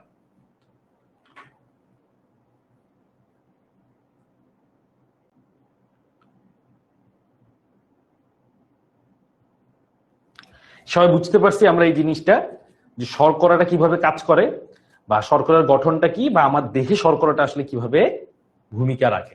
কার্বোহাইড্রেট থেকে হাইড্রোজেন অক্সিজেন কিভাবে বের করলেন ভাই, একটু বুঝায় দেন। কার্বোহাইড্রেট নামটা থেকেই আসলে তুমি সবকিছু বের করে ফেলতে পারবা। আমি যদি এখানে লিখি কার্বো, এই কার্বো কথাটা আসছে কোত্থেকে বলতো? কার্বন থেকে। কার্বনের এনটা মুছে দিয়ে হচ্ছে কার্বো, তার মানে এটা কি রিপ্রেজেন্ট করে? এটা কার্বনকে রিপ্রেজেন্ট করে। তারপরে হচ্ছে হাইড্রেট।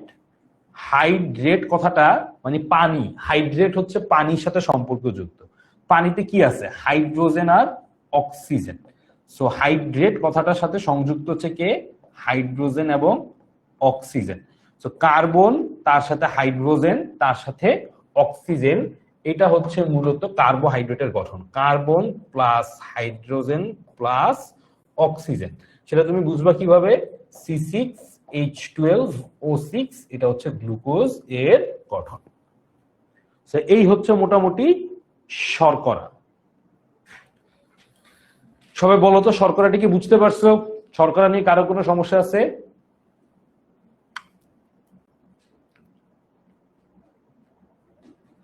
সবার কাছে ক্লিয়ার? যদি শর্করাটা সবার কাছে ক্লিয়ার হয়, এবার তাহলে আমরা আমিষে চলে যাই। সবার কাছে ক্লিয়ার হলো বলো তো, যে সবাই ভাইয়া বুঝতে পারছি। এটা কিন্তু খুবই বেসিক। এরপরে আমরা মেইনলি পরিপাক প্রক্রিয়া পড়বো। এই পরিপাক প্রক্রিয়া যদি তুমি এই জিনিসটুকু না বুঝো, না পারো, তখন কিন্তু তুমি বড় মানে খুব বড় একটা ধাক্কা খাবা। তখন মনে হবে যে ভাই এটা তো বুঝতেছি না, মুখস্থ করি। কিন্তু খেয়াল করে দেখো, যদি তুমি শর্করার গঠনটা বুঝো, তুমি পরিপাক প্রক্রিয়াটা অর্ধেক এমনিতেই বুঝে গেছো।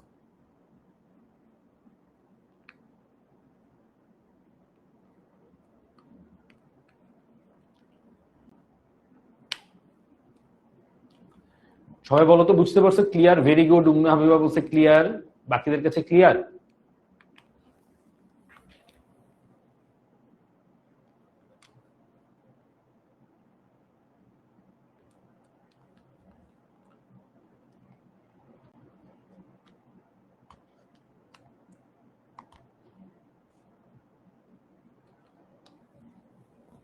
ওকে, তাহলে জিনিসটা খুবই সহজ। আবারও বলে দেই, বহু শর্করা, দ্বি শর্করা। যেমন আমি এখানে যে টেবিলটা দেখাইছি, সেই টেবিলটা আরেকবার একটু দেখাই।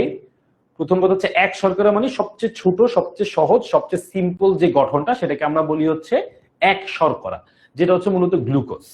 তো এই গ্লুকোজের কোথায় কোথায় পাই আমরা গ্লুকোজ? আমরা যে ফল খাই, আমরা যে তোমার মধু খাই, এটার মধ্যে মূলত পাওয়া যায় সহজ সরল শর্করা, যেটা সেটা হচ্ছে গ্লুকোজ। আর দ্বি শর্করাটা হচ্ছে মূলত আরেকটু জটিল। মানে ধরো একটা গ্লুকোজ, সেটা যদি আরেকটা গ্লুকোজের সাথে যুক্ত হয়, যেটা আমি তোমাদেরকে এই জায়গাটায় দেখাইছি, দেখো এই একটা গ্লুকোজ, এটা কি একটা গ্লুকোজ, এটা যখন শুধু একটা গ্লুকোজ, তখন এটা হচ্ছে সহজ বা একদম সরল এক শর্করা। এই একটার সাথে যখন আরেকটা গ্লুকোজ যুক্ত হয়, তখন এটা হয় দুই বা দ্বি শর্করা। যখন এই শর্করাটার মধ্যে আরেকটা গ্লুকোজ বা আরো একাধিক যদি যুক্ত হয়, 3, 4, 5 যতটাই থাকুক, তখন এটা হয়ে যাবে বহু শর্করা। তাহলে এক শর্করা হচ্ছে একটা গ্লুকোজ, দ্বি শর্করায় দুইটা, আর বহু শর্করায় 3, 4, 5 যতটা আছে ততটা থাকতে পারে। আমরা যে খাবার খাই সেগুলো হচ্ছে, ধরো ভাত খাইলাম, সেটা কি? সেটা একটা বহু শর্করা। বহু শর্করা তো আমাদের কাজে লাগবে না, সেটাকে কিসে ভাঙতে হবে? এক শর্করায় ভাঙতে হবে। এই ভাঙার প্রক্রিয়াটাই হচ্ছে পরিপাক প্রক্রিয়া, যেটা হচ্ছে আমরা পরবর্তীতে পড়বো।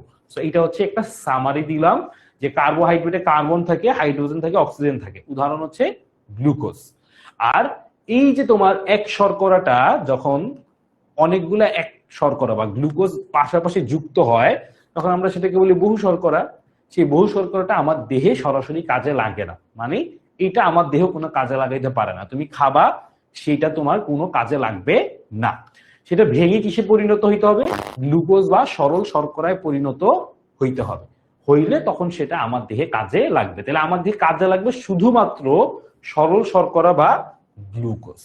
এইটা হচ্ছে তোমার মেইন শর্করার কনসেপ্টটা। ঠিক আছে, তারপরে আমরা একটু আমিষে চলে আসি। আমিষ জাতীয় খাবারে আমরা এতক্ষণ ধরে বলছি তোমার শর্করাতে কার্বন থাকে, তার সাথে হাইড্রোজেন থাকে, তার সাথে অক্সিজেন থাকে। আর আমিষ জাতীয় খাবার একটা স্পেসিফিক উপাদান থাকে, সেটা হচ্ছে নাইট্রোজেন।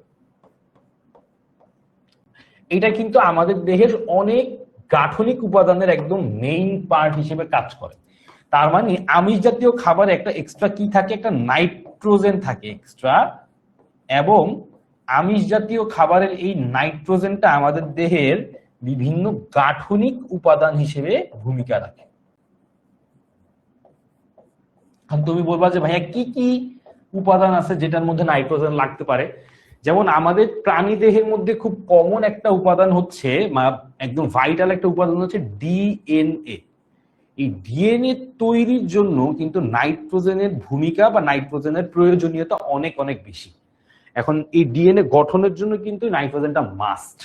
তার মানে এইখান থেকে যদি তুমি খেয়াল করো যে আমরা এখান থেকে যে উপাদানগুলোর কথা বলছি, কার্বন, হাইড্রোজেন, অক্সিজেন, তার সাথে নাইট্রোজেন, সেই নাইট্রোজেনটা ডিএনএ এর গাঠনিক উপাদান।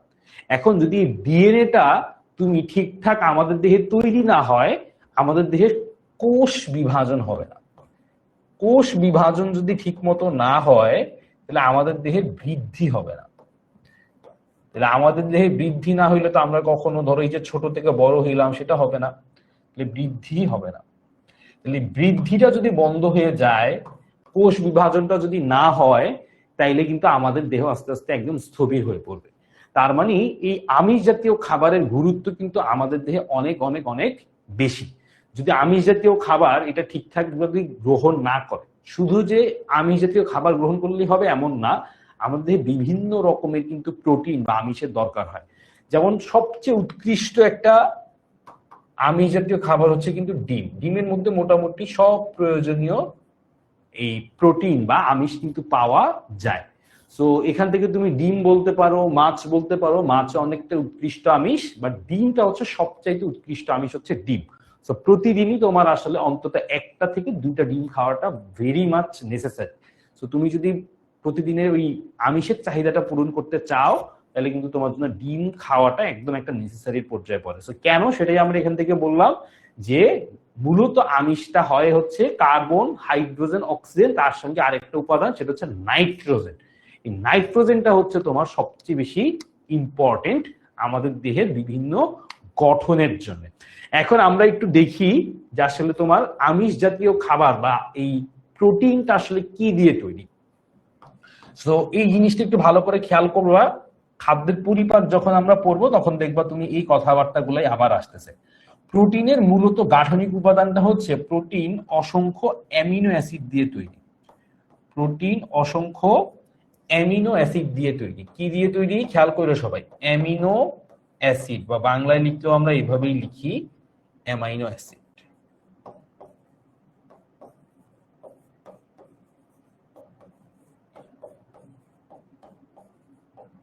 ঠিক আছে, প্রোটিন অসংখ্য কি দিয়ে তৈরি, অসংখ্য অ্যামিনো অ্যাসিড দিয়ে তৈরি। তার মানে ধরো এখানে একটা অ্যামিনো অ্যাসিড আছে, অ্যামিনো অ্যাসিড 1 নাম দিলাম। তারপরে এই পাশে আরেকটা অ্যামিনো অ্যাসিড আছে, এটা ধরো অ্যামিনো অ্যাসিড 2 নাম দিলাম। তারপরে ধরো এখানে আরো অ্যামিনো অ্যাসিড আছে, অ্যামিনো অ্যাসিড 3 নাম দিলাম। তারপরে ধরো এখানে আরো অ্যামিনো অ্যাসিড আছে, অ্যামিনো অ্যাসিড, এটা নাম দিলাম 4। এই দেখো এইভাবে অসংখ্য, আগে যেরকম অনেকগুলো গ্লুকোজ একসাথে যুক্ত হচ্ছিল, এবার অনেকগুলো অ্যামিনো অ্যাসিড যুক্ত হচ্ছে একসাথে। এর আগে যেটা ছিল সেটা কি ছিল, অসংখ্য গ্লুকোজ, আর এবার হচ্ছে অসংখ্য অ্যামিনো অ্যাসিড পরস্পরের সঙ্গে যুক্ত হয়ে একটা প্রোটিন তৈরি করতেছে। তার মানে একটা প্রোটিনকে যখন আমি ভাঙবো, ভাঙার পরে আসলে আমি কি পাবো, ভাঙার পরে আমি পাবো অনেকগুলা অ্যামিনো অ্যাসিড। ঠিক আছে, সো প্রোটিন ভাঙলে আসলে কি পাওয়া যায়, প্রোটিন ভাঙলে অসংখ্য অ্যামিনো অ্যাসিড পাওয়া যায়। প্রোটিন কি দিয়ে তৈরি, প্রোটিন অসংখ্য অ্যামিনো অ্যাসিড দিয়ে তৈরি। প্রোটিনের গাঠনিক উপাদান কি কি, এলিমেন্টস পাওয়া যায় কার্বন, হাইড্রোজেন, অক্সিজেন, তার সঙ্গে নাইট্রোজেন। এর মধ্যে সবচেয়ে ইম্পর্টেন্ট কোনটা? সবচেয়ে ইম্পর্টেন্ট হচ্ছে নাইট্রোজেন। কেন নাইট্রোজেন সবচেয়ে ইম্পর্টেন্ট? তার কারণটা হচ্ছে নাইট্রোজেনটা আমাদের দেহে বিভিন্ন রকমের গাঠনিক উপাদানে হেল্প করে বা গাঠনিক উপাদান হিসেবে কাজ করে। যেমন তুমি বলতে পারো যে ভাই কোথায় আপনি প্রোটিনের উপাদানের কথা বলবেন, এবং আমাদের ত্বক বলি বা আমাদের চুলের কথা বলি, চুলে একটা প্রোটিনের নাম হচ্ছে কেরাটিন প্রোটিন। কি নাম? কেরাটিন। এই কেরাটিন প্রোটিন যদি তোমার নষ্ট হয়ে যায় তাহলে চুলের যে গঠনটা সেটা একদম ভঙ্গুর হয়ে যায়।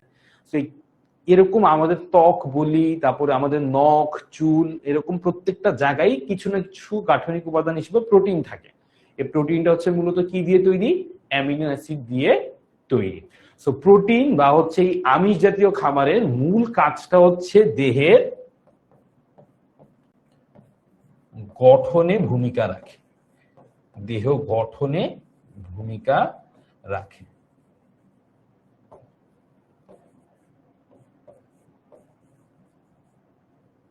সবাই কি আমিষ জাতীয় খাবারের বেসিক গঠনটা বুঝতে পারছি? তার মানে যখন তুমি প্রোটিন খাবা, প্রোটিন জাতীয় খাবার যেমন ডিম খাইলা, তারপর হচ্ছে মাছ খাইলা, এটা তুমি কি হিসেবে খাবা? প্রোটিন। তোমার দেহের ভিতরে যখন এটা যাবে, এটা ভেঙে আসলে কিসে পরিণত হবে? এরকম এক একটা অ্যামাইনো অ্যাসিডে পরিণত হবে। তার মানে প্রোটিনটা হচ্ছে পুরাটাকে একসাথে প্রোটিন বলতেছি, বাট আমার প্রত্যেকটা প্রোটিন গঠন হচ্ছে অসংখ্য অ্যামিনো অ্যাসিড দিয়ে। তার মানে আমার দেহে যখন প্রোটিনটা ভাঙবে, পরিপাক হবে, তখন এই অ্যামিনো অ্যাসিড গুলো পরস্পর থেকে কি হয়ে যাবে? অ্যামিনো অ্যাসিড গুলো পরস্পর থেকে বিচ্ছিন্ন হয়ে যাবে। এই অ্যামিনো অ্যাসিড গুলো বিচ্ছিন্ন হয়ে গিয়ে তখন এটা আমার দেহ কাজে লাগাতে পারবে। তাছাড়া যখন এইভাবে একজন আরেকজনের সাথে যুক্ত অবস্থায় বা প্রোটিন হিসেবে থাকে, তখন কিন্তু এটা আমার দেহে কাজে লাগে না। ঠিক যেমন আমার দেহে গ্লুকোজ ভাঙা না পর্যন্ত কাজে লাগতো না, ঠিক একইভাবে এখানে যদি অ্যামিনো অ্যাসিড ভেঙে না যায়, মানে এই যে মাঝখানের যে জোড়াটা যদি না ভাঙে, তাইলে কিন্তু এটা আমার দেহে কাজে লাগবে না। তার মানে প্রোটিন কখন বলবো? যখন এটা একটা আরেকটার সাথে জোড়া লাগানো অবস্থায় থাকবে। প্রোটিনটা যখন আমার দেহে যাবে, এটা যখন পরিপাক হবে, তখন এই জোড়াগুলা ভেঙে যাবে, ভেঙে অ্যামিনো অ্যাসিড গুলো পরস্পর থেকে আলাদা হয়ে যাবে। এই আলাদা হওয়া অ্যামিনো অ্যাসিড গুলাই আমার দেহে মূলত কাজ করে বা কাজে লাগে। সবাইকে এই পার্টটা বুঝতে পারছি কিনা আমাকে একটু সবাই ইনশিওর করো তো, যে আমরা প্রোটিনের গঠনটা ক্লিয়ার কিনা।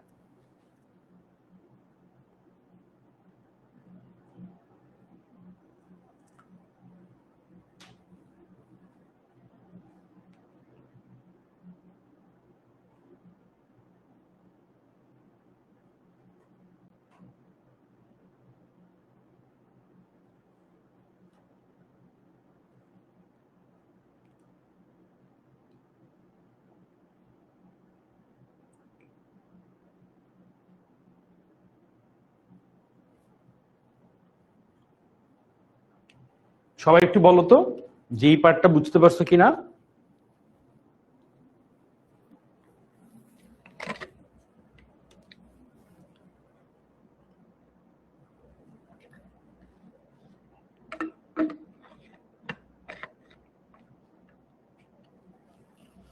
আচ্ছা, আমিষের গঠনটা আমি আরেকবার একটু বলে দিচ্ছি,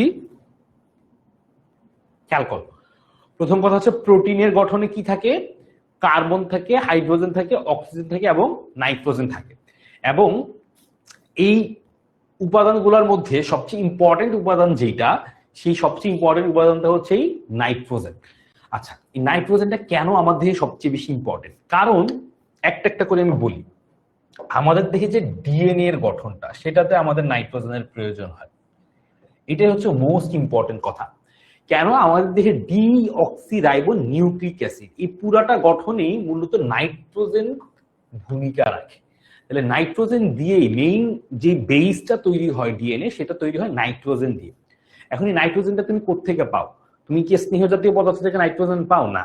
তুমি কি শর্করা জাতীয় খাবার থেকে নাইট্রোজেন পাও? না। তুমি শুধুমাত্র নাইট্রোজেনটা পাবা এই আমিষ জাতীয় খাবার বা প্রোটিন থেকে। ঠিক আছে?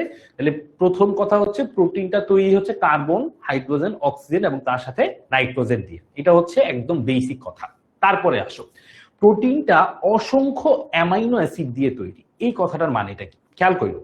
প্রত্যেকটা অ্যামাইনো অ্যাসিডের মধ্যে কিন্তু কার্বন আছে, হাইড্রোজেন আছে, অক্সিজেন আছে, নাইট্রোজেন আছে। এটা একটু খেয়াল করো। এটার মধ্যে কি আছে, কার্বন আছে, হাইড্রোজেন আছে, অক্সিজেন আছে, নাইট্রোজেন আছে, বিভিন্ন রকম গঠনে থাকে বলে আমি একদম কমনলি দেখাচ্ছি না, বাট এই প্রত্যেকটার মধ্যে carbon, hydrogen, oxygen, nitrogen, carbon, hydrogen, oxygen, nitrogen, carbon, hydrogen, oxygen, nitrogen, প্রত্যেকটার মধ্যে কমনলি এই গঠনটা থাকবে। এরপরে এই একটা অ্যামিনো অ্যাসিড, যেটাকে আমি বলছি অ্যামিনো অ্যাসিড 1, এই একটা অ্যামিনো অ্যাসিডের সাথে আরেকটা অ্যামিনো অ্যাসিড যুক্ত হয়েছে, এরকম আরেকটা অ্যামিনো অ্যাসিড যুক্ত হয়েছে, এরকম অসংখ্য অ্যামিনো অ্যাসিড পরস্পরের সাথে যুক্ত হইলে তখন আমরা সেটাকে বলি প্রোটিন। তার মানে প্রোটিনটা হচ্ছে অসংখ্য অ্যামিনো অ্যাসিড। অসংখ্য অ্যামিনো অ্যাসিড যখন পরস্পরের সাথে যুক্ত হয় তখন সেটাকে বলে হচ্ছে কি, তখন সেটাকে বলে হচ্ছে প্রোটিন। সো প্রোটিন হচ্ছে অসংখ্য অ্যামিনো অ্যাসিড একসঙ্গে যুক্ত হওয়ার মাধ্যমে তৈরি হয়। আমার দেহে যখন প্রোটিন জাতীয় খাবার, ধর আমি ডিম খাইলাম, এখন ডিম তো প্রোটিন হিসেবে আমার দেহে গেছে, কিন্তু এটা আমার দেহে প্রোটিন হিসেবে কাজে লাগাইতে পারবে না, মানে আমার দেহ প্রোটিনকে সরাসরি কাজে লাগাতে পারে না। প্রোটিনটাকে কিসে ভেঙে যেতে হয়, পরিপাকের মাধ্যমে অ্যামিনো অ্যাসিডে ভেঙে যেতে হয়। ধরো এই অ্যামিনো অ্যাসিড গুলা যখন পরস্পরের সাথে যুক্ত তখন আমি সেটাকে বলতেছি প্রোটিন। এই প্রোটিনের মাঝখানে যে যোগ হওয়ার যে পার্টটা, যেটা একটা অ্যামিনো অ্যাসিডকে আরেকটার সাথে যুক্ত করছে, সেই বন্ধনটা যখন ভেঙে যায় তখন সেটাকে আমরা বলতেছি এক একটা অ্যামিনো অ্যাসিড। বাট এই অ্যামিনো অ্যাসিড গুলো যখন একজন আরেকজনের সাথে যুক্ত অবস্থায় থাকে, অসংখ্য অ্যামিনো অ্যাসিড যখন এভাবে যুক্ত থাকে তখন সেটাকে আমরা বলি প্রোটিন। প্রোটিনটা আমাদের দেহে সরাসরি কাজে লাগে না। আমি একটু লিখে দেই, প্রোটিন আমাদের দেহে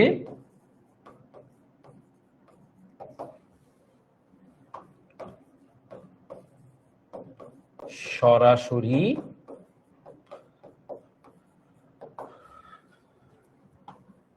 কাজে লাগে না।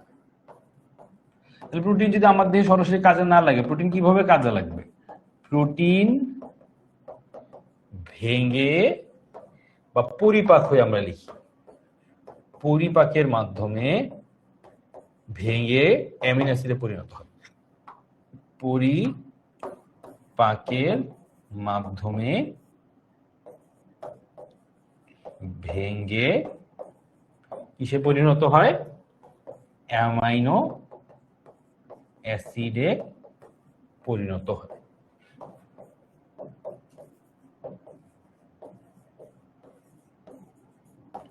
তাহলে আমরা কি বললাম খেয়াল করো, প্রোটিন আমাদের দেহে সরাসরি কাজে লাগে না, প্রোটিনটা পরিপাকের মাধ্যমে অ্যামাইনো অ্যাসিডে পরিণত হয়, এবং এই অ্যামাইনো অ্যাসিডটা হচ্ছে মূলত আমাদের দেহে কাজে লাগে। তাছাড়া আমাদের অ্যামাইনো অ্যাসিডটা কাজে লাগবে, সরি আমাদের দেহে প্রোটিনটা কাজে লাগবে না, আমাদের দেহে অ্যামাইনো অ্যাসিডটা কাজে লাগবে, যেহেতু অ্যামাইনো অ্যাসিডটাই আমাদের দেহের বিভিন্ন অংশের গাঠনিক উপাদান হিসেবে কাজ করে। এটা কি সবার কাছে ক্লিয়ার কিনা? সবাই একটু বলো তো।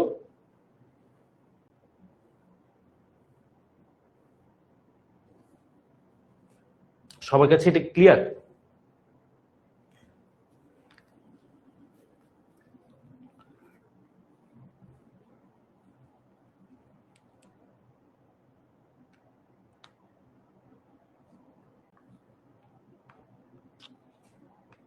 সবাই বলো তো, এই পার্টটা বুঝতে পারছি আমরা?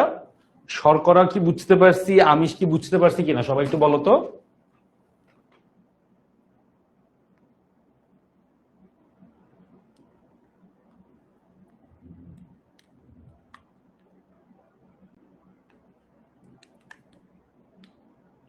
ক্লিয়ার সবার কাছে এটা?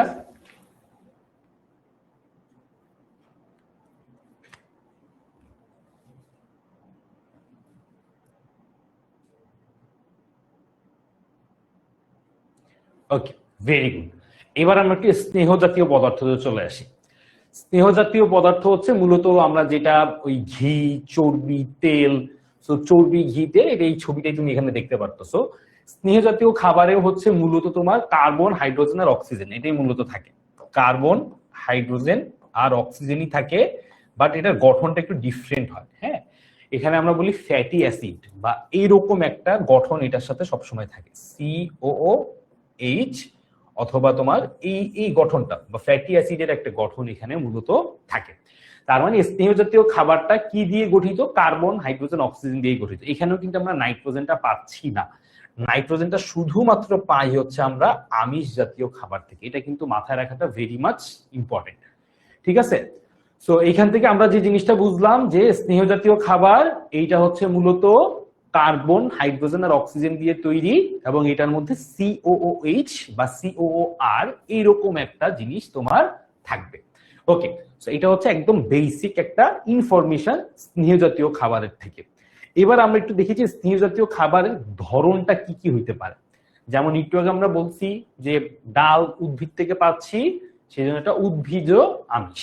তারপরে হচ্ছে তোমার প্রাণীজ আমিষও হইতে পারে, হ্যাঁ, যেমন হচ্ছে ডিম, দুধ, তারপর হচ্ছে মাছ, এগুলা। এবার স্নেহ জাতীয় খাবারের ক্ষেত্রেও ঘটনাটা ঠিক একইভাবে সত্য। সেটা কি? সেটা হচ্ছে উদ্ভিদ থেকে পাইলে সেটা উদ্ভিদের স্নেহ পদার্থ, প্রাণী থেকে পাইলে সেটা প্রাণীজ স্নেহ পদার্থ। বাট এখান থেকে একটা জিনিস একটু তোমাকে মাথায় রাখতে হবে, যে ধরো আমরা যখন স্নেহ জাতীয় খাবার বা চর্বি জাতীয় খাবার খাই, তখন কিন্তু আমাদের দেহে প্রচুর পরিমাণে শক্তি তৈরি হয়, এবং এইটা তোমাকে খুব ভালো করে মাথায় রাখতে হবে। এবং এই পার্টটা এমসিকিউর জন্য খুব বেশি ইম্পর্টেন্ট। সেটা হচ্ছে এই শর্করা বা আমিষ জাতীয় খাবার থেকে স্নেহ বা চর্বি জাতীয় খাবারে দ্বিগুণ পরিমাণে শক্তি থাকে। হ্যাঁ, দ্বিগুণ পরিমাণে শক্তি মানে তুমি যদি শর্করা জাতীয় খাবার থেকে 4.5 কিলো ক্যালোরির মতো পাও, এইখান থেকে তুমি পাওয়া প্রায় 9। তার মানে হচ্ছে তুমি শর্করা জাতীয় খাবার বা আমিষ জাতীয় খাবার 1 গ্রাম খাইলা, সেটা থেকে তুমি বডিতে যেই পরিমাণে শক্তি পাও, চর্বিতে তার থেকে প্রায় দ্বিগুণ পরিমাণে কিন্তু তুমি শক্তি পাচ্ছ। তার মানে শর্করা জাতীয় খাবার থেকে চর্বি জাতীয় খাবার গ্রহণ করলে তোমার দেহ বেশি পরিমাণে শক্তি অল্প খাবার থেকে পাবে। এই জন্য আমরা চর্বি জাতীয় খাবারটা সবচেয়ে কম পরিমাণে খাই।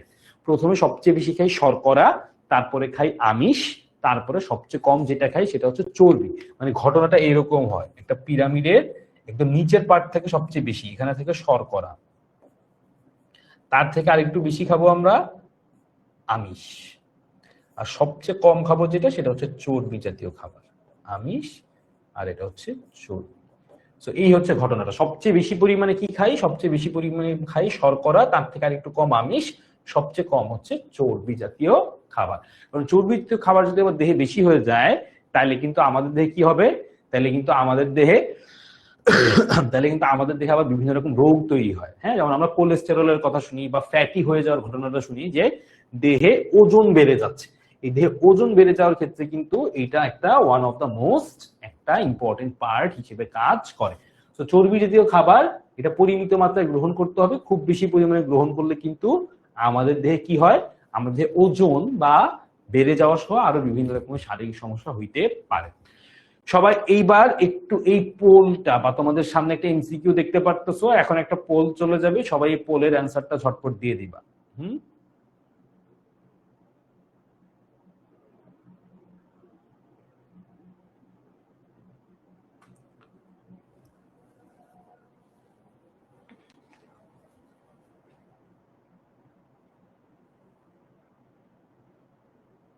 ওকে, সবার কাছে পোলটা চলে গেছে, সবাই ঝটপট পোলটা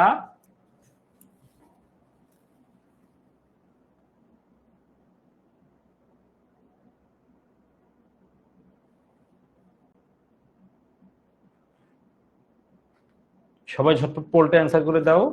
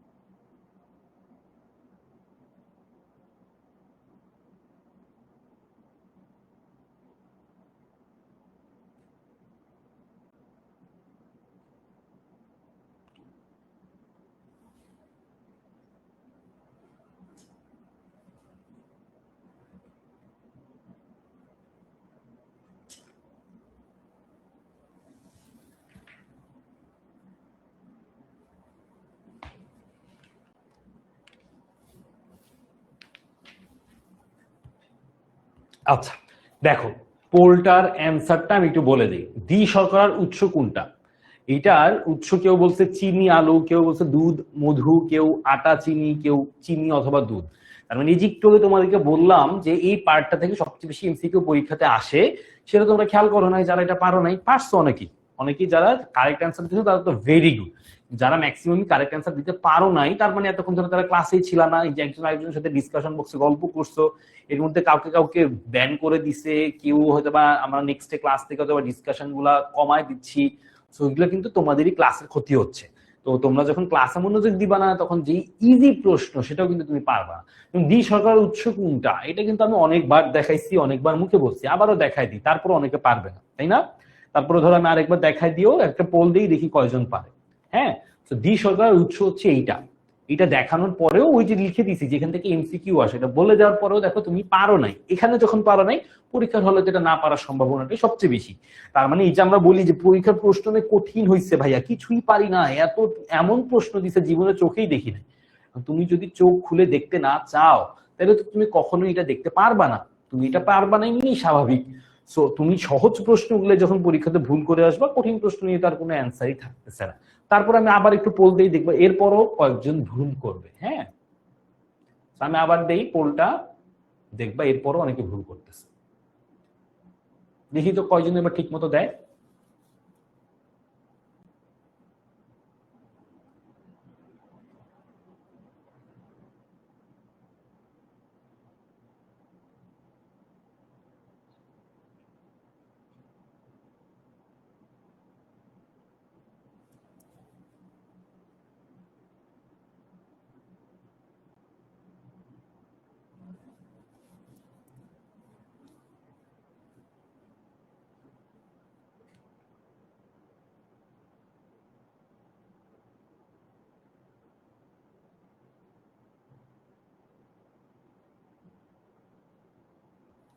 ওকে, সো ভেরি গুড। যারা পারছো আগে থেকে ম্যাক্সিমামই পারছে, তারপরে দেখছো দুই একজন কিন্তু ভুল করছে।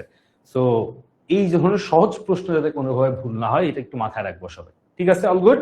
তার মানে আমরা এতক্ষণ ধরে শর্করা পড়ছি, আমিষ পড়ছি, স্নেহ পড়ে ফেলছি। এবার আমরা একটু ভিটামিনে চলে যাই। ভেরি ইম্পর্টেন্টলি, ভিটামিনটা আমাদের জন্য পরীক্ষায় এই ভিটামিনটা, এটা আমাদের সিকিউ প্লাস এমসিকিউ দুইটার জন্যই অনেক অনেক বেশি ইম্পর্টেন্ট। সিকিউ এবং এমসিকিউ দুইটা পোর্শনের জন্যই এটা খুবই খুবই গুরুত্বপূর্ণ একটা টপিক। তো তোমার সিকিউতে যেরকম লাগবে, এটা এমসিকিউতেও কিন্তু লাগবে। এই জিনিসটা একটু ভালো করে খেয়াল করবা। সো ভিটামিন এইটা হচ্ছে একটা খাবারের অত্যাবশ্যকীয় উপাদান। ভিটামিনের যে কোনো অভাব হইলে সেটার সাথে সাথে তোমার চোখে পড়বে বিভিন্ন রোগের মাধ্যমে। এখন ভিটামিনটা দুই ধরনের হয়, একটা ভিটামিন হয় চর্বিতে দ্রবণীয় বা তেলে দ্রবণীয়, আরেকটা হয় পানিতে দ্রবণীয়। এখন চর্বিতে দ্রবণীয় ভিটামিন গুলা, এইটা আমাদের দেহে অনেক দিন ধরে জমা থাকতে পারে। হ্যাঁ, অনেক দিন ধরে জমা থাকতে পারে, অনেক দিন জমা থাকে। কিন্তু পানিতে দ্রবণীয় যে ভিটামিনটা, সেইটা জমা থাকে না। সেটা আমাদেরকে 2-3 দিন বা প্রতিদিনই গ্রহণ করতে হয়। তার মানে চর্বিতে দ্রবণীয় যে ভিটামিনটা, সেটা আমাদের দেহে জমা থাকলেও পানিতে দ্রবণীয় ভিটামিনটা জমা থাকে না। এই কারণে পানিতে দ্রবণীয় ভিটামিন গুলো আমাদেরকে প্রতিনিয়ত গ্রহণ করতে হয়, বা খাবার হিসেবে আমাদেরকে এটা নিতে হয়, প্রতিনিয়ত গ্রহণ করতে হয়। আচ্ছা, এবার আমরা চর্বিতে দ্রবণীয় ভিটামিন কি, পানিতে দ্রবণীয় ভিটামিন কি, এই জিনিসগুলো সম্পর্কে একটু জানি, উদাহরণগুলো নিয়ে একটু জানি, তাইলে আমাদের জন্য জিনিসটা আরেকটু ইজি হয়ে যাবে।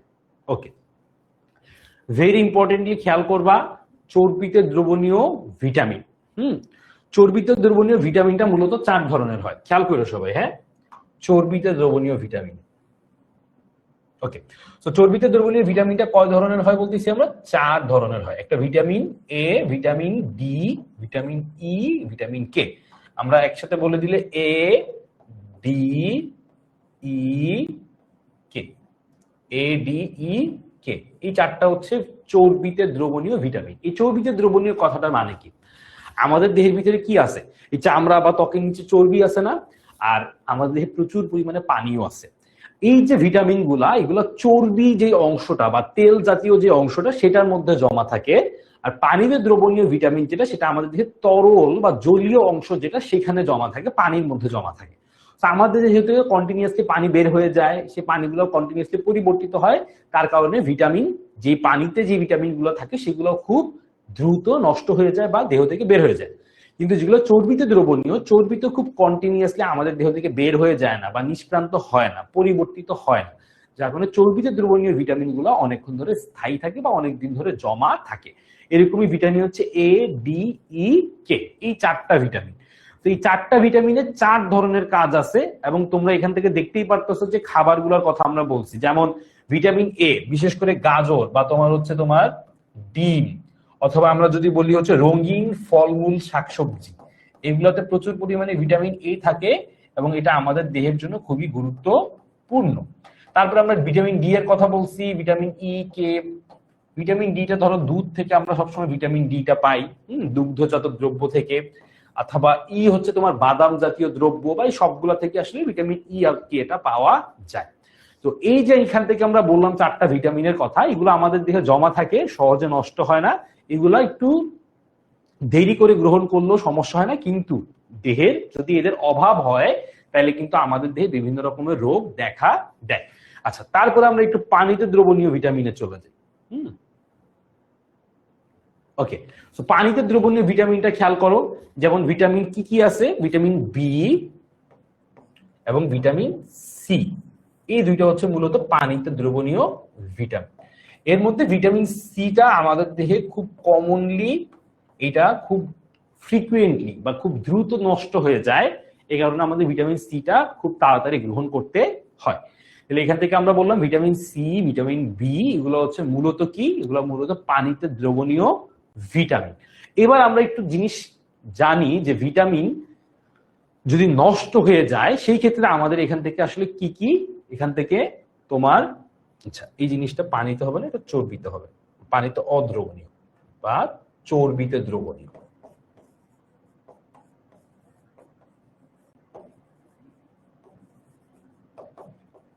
ওকে, তো চর্বিতে দ্রবণীয় বা পানিতে অদ্রবণীয় ভিটামিন, এখানে একটা সামারি আছে, এই সামারিটা একটু খেয়াল করে দেখবা এবং এটা তোমাদের কিন্তু কাজে লাগবে।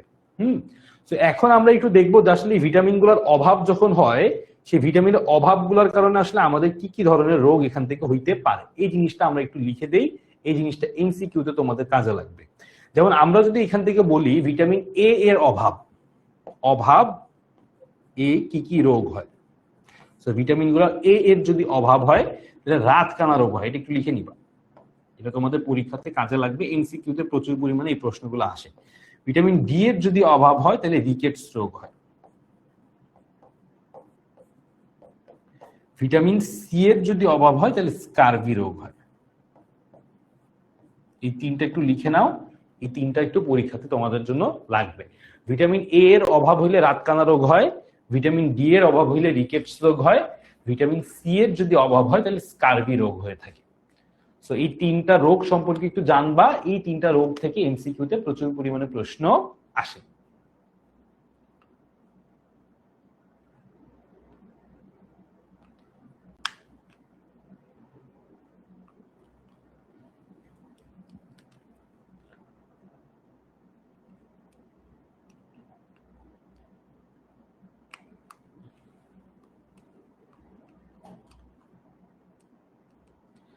হ্যাঁ আয়াত, গাজরে তোমার হচ্ছে মূলত ভিটামিন এ থাকে, ঠিক আছে? ওকে, অল গুড, বুঝতে পারছি না? আচ্ছা, এবার আমরা একটু কয়টা এমসিকিউ তে চলে যাই যেগুলো বোর্ডে আসা এমসিকিউ, ঠিক আছে?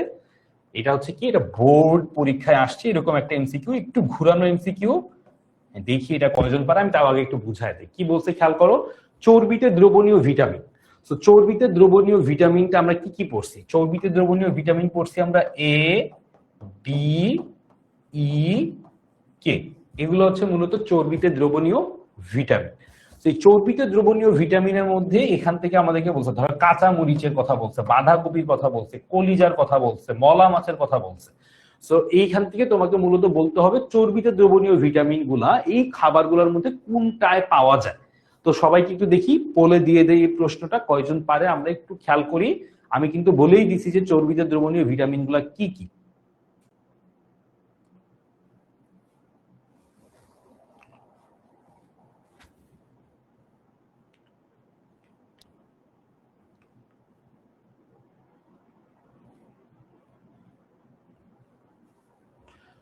সবাই একটু ঝটপট এটার অ্যান্সারটা দিয়ে দাও যে চর্বিত দ্রবণীয় ভিটামিন কোন খাবারটায় পাওয়া যায়।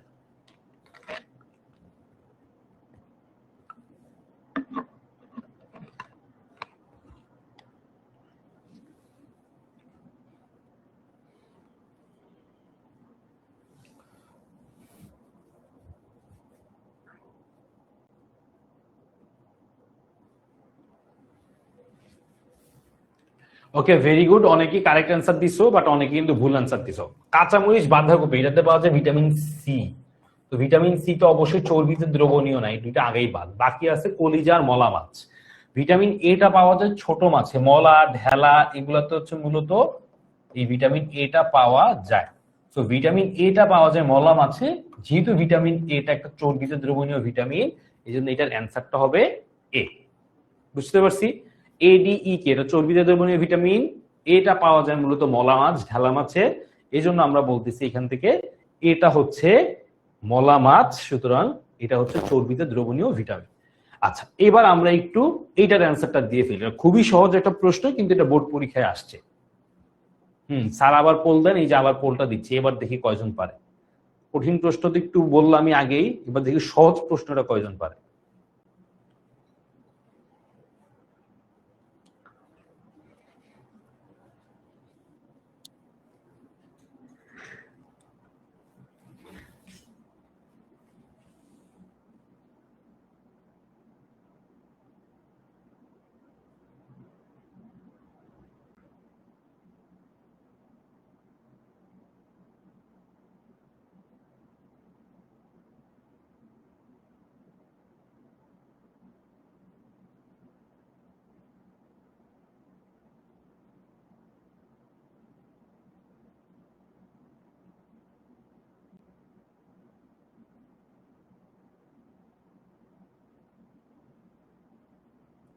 আচ্ছা, যারা রাতকানা রোগের জন্য দায়ী দিছো এ,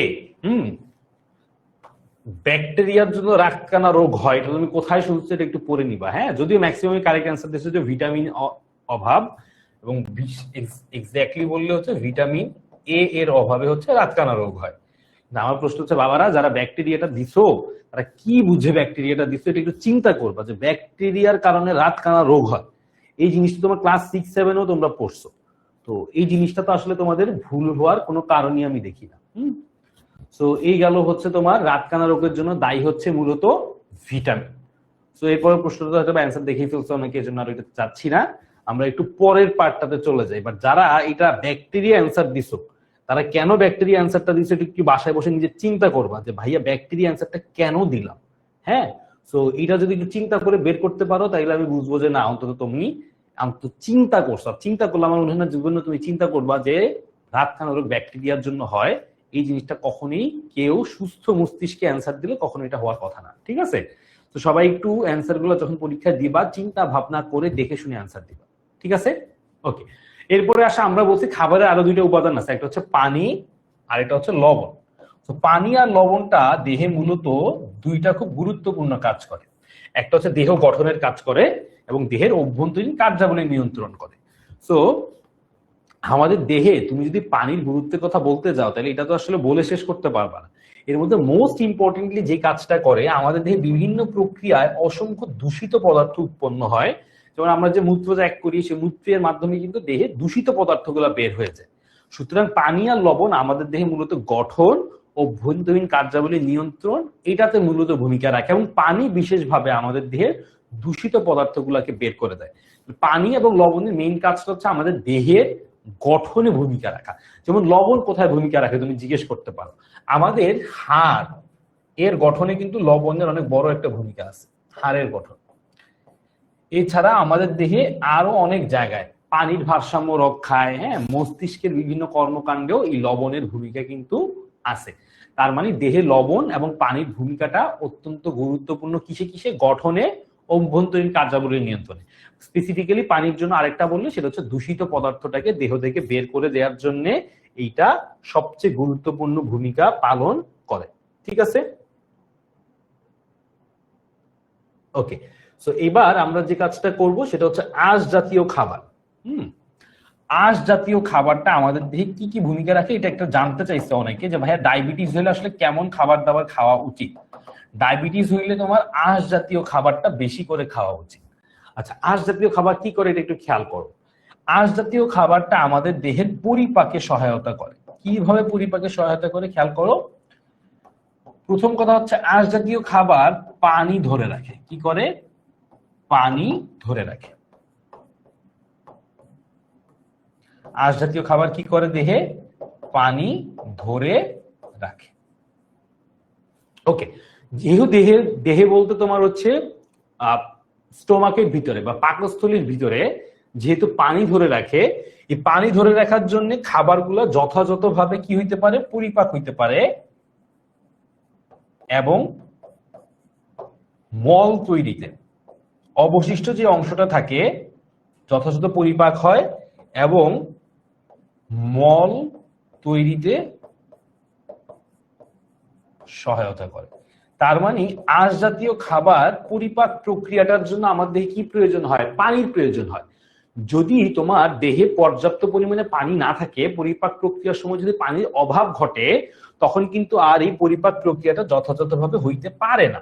এই আঁশ জাতীয় খাবার, যে হচ্ছে আমরা বলছি শাকসবজি কেন খাইতে বলে বেশি, কারণ শাকসবজি খাইলে অবশ্যই এটাতে তো ভিটামিন আছে, তারপর হচ্ছে বিভিন্ন খনিজ আছে, সেগুলো তো আছেই, পাশাপাশি পরিপাক প্রক্রিয়াটাকেও সহায়তা করে হচ্ছে এই শাকসবজি বা আঁশ জাতীয় খাবার। হ্যাঁ, সেই জন্য আঁশ জাতীয়, দেখো সামনে রমজান আসতেছে, রমজান মাসে কিন্তু আমরা পানি টানি কম খাবো। তো কম খাইলে তখন যে জিনিসটা হয়, আমাদের দেহে পানি শূন্যতা দেখা যায়, তখন পরিপাক প্রক্রিয়া ঠিক থাকে না, দেহের অন্যান্য কার্যক্রম ঠিক থাকে না। এই জন্য যখন আমরা রোজার সময় ইফতারের চেষ্টা করবো যে আমরা যে ইসুপগুলো ভুসি খাই বা শাকসবজি জাতীয় খাবার যাতে খাই, সেটা সেহরিতে হোক বা রাতের খাবার হোক, এটা যাতে একটু মাথায় থাকে। সো শাকসবজি, আঁশ জাতীয় খাবার এগুলো আমাদের দেহে পানি ধরে রাখে, পরিপাকে সহায়তা করে, যথাযথ পরিপাক প্রক্রিয়ার মাধ্যমে মল তৈরিতে সহায়তা করে, যেটা আমার পুরা দেহের যে টোটাল সিস্টেমটা সেটাকে সচল রাখতে সহায়তা করে। এই হচ্ছে মূলত আঁশ জাতীয় খাবার। দেখো তো আমরা আজকে কি কি পড়লাম, শর্করা জাতীয় খাবারের গঠন পড়লাম, কাজ কি সেটা পড়লাম, আমিষ সেটা পড়লাম, স্নেহ জাতীয় পড়লাম, তারপরে ভিটামিন কি, ভিটামিনের কোন ধরনের ভিটামিন কি কাজে লাগে, কোন ভিটামিনের অভাবে কি রোগ হয় সেটা দেখলাম, তারপরে পানি খনিজ লবণের কাজ দেখলাম, এবং ফাইনালি আঁশ জাতীয় খাবার কিভাবে কাজ করে বা কেন এটা খাবারটা গুরুত্বপূর্ণ, এই জিনিসটা হচ্ছে আমরা এখান থেকে খেয়াল করছি। তো মোটামুটি আশা করি আমাদের খাবারের যে 7টা উপাদান সেটা নিয়ে তোমাদের কারো যেমন কোনো প্রশ্ন নাই। পাশাপাশি আমরা বোর্ড পরীক্ষায় কেমন এমসিকিউ আসে সেই এমসিকিউ গুলো কিন্তু মোটামুটি দেখে ফেলছি। এবং আঁশ জাতীয় খাবার যখন তুমি খাবা, খাবারটা যখন যথাযথভাবে পরিপাক হবে, এটা কিন্তু আমাদের দেহের ওজন হ্রাস বা স্থূলতাকে প্রতিরোধ করতেও হেল্প করবে। তো ওজন হ্রাস বা স্থূলতা প্রতিরোধ করতেও এটা হেল্প করে থাকে। দেখো আঁশ জাতীয় খাবারের কিন্তু অনেক গুরুত্ব আছে।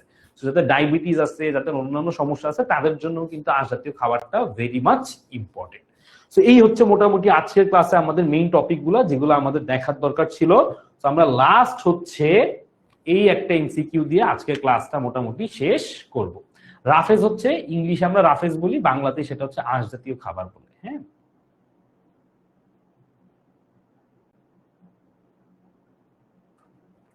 ওকে।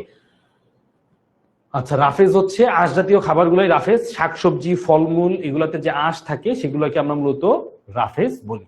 ঠিক আছে, অল গুড। তো সবাই একটু ঝটপট এই এমসিকিউটা অ্যান্সার করে ফেলো, তারপরে আমাদের মোটামুটি ক্লাস ডান।